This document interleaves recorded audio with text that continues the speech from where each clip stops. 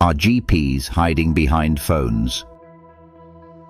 You finally manage to get an appointment. The surgery calls. You answer. Perhaps you've thought, why can't I just come in and be seen? It's a question many people are asking, and it is one of the most common frustrations patients express about general practice today. Some people even wonder whether GPs are hiding behind phones. So today, let's talk honestly about remote consultations, why they exist, when they help, when they don't, and whether they have truly replaced face-to-face medicine. Let's start by acknowledging something important. For many patients, healthcare feels personal. When you are worried about your health, you often want to sit in the same room as a doctor. You want eye contact.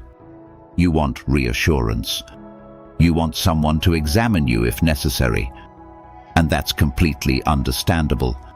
Many patients tell me, I don't feel the same over the phone. Others worry that something important might be missed. Some find phone consultations difficult because of hearing problems, language barriers, anxiety, or complex symptoms. And some simply feel that medicine should be face-to-face. Those concerns are real. They deserve to be heard. To understand why telephone consultations became so common, we need to look back a few years. During the COVID-19 pandemic, healthcare systems around the world had to adapt quickly. Remote consultations expanded dramatically. At the time, they allowed patients to continue receiving care while reducing infection risks.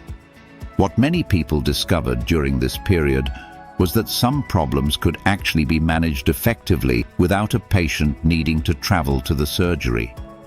For example, prescription reviews, discussion of test results, medication adjustments, follow-up discussions, advice about self-limiting illnesses. Many of these could be handled safely and efficiently over the phone. The challenge is deciding which consultations needed to remain face-to-face. One of the biggest misconceptions is that a telephone consultation is automatically a replacement for a face-to-face consultation. In reality, it is often a triage consultation. The purpose is not necessarily to finish the consultation remotely. The purpose is to determine what happens next. When a GP phones you, they are often trying to answer several questions. Can this be managed safely over the phone? Does this patient need an examination? Does this need a same-day appointment? Could another healthcare professional help more quickly? Does this need urgent assessment? In many cases, the phone call is not the end of the process, but the beginning. Imagine two patients. The first patient has received blood test results. Everything is stable. Medication is working well. A 5-minute phone call provides reassurance, answers questions, and saves a trip to the surgery. For that patient, the telephone consultation works beautifully. Now imagine a second patient. He describes abdominal pain. As the conversation develops, the GP becomes concerned. Immediately, the plan changes. The patient is invited in for examination. The telephone consultation has done its job, not by replacing face-to-face care, but by identifying who needs it most urgently. Many practices are now using modern triage systems, including AI-supported platforms. At my own practice, we use AI triage. These systems are often misunderstood. Some patients imagine that artificial intelligence is replacing doctors. That is not what is happening.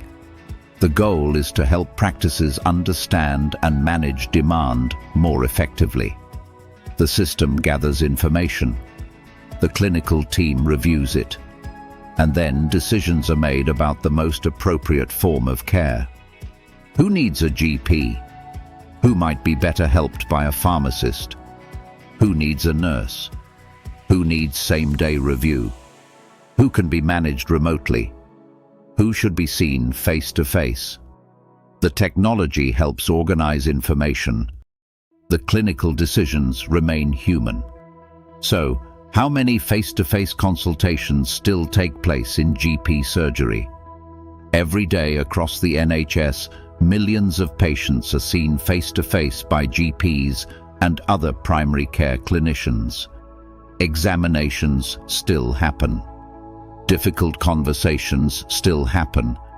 Cancer diagnoses are still made. Mental health crises are still managed. Children are still assessed.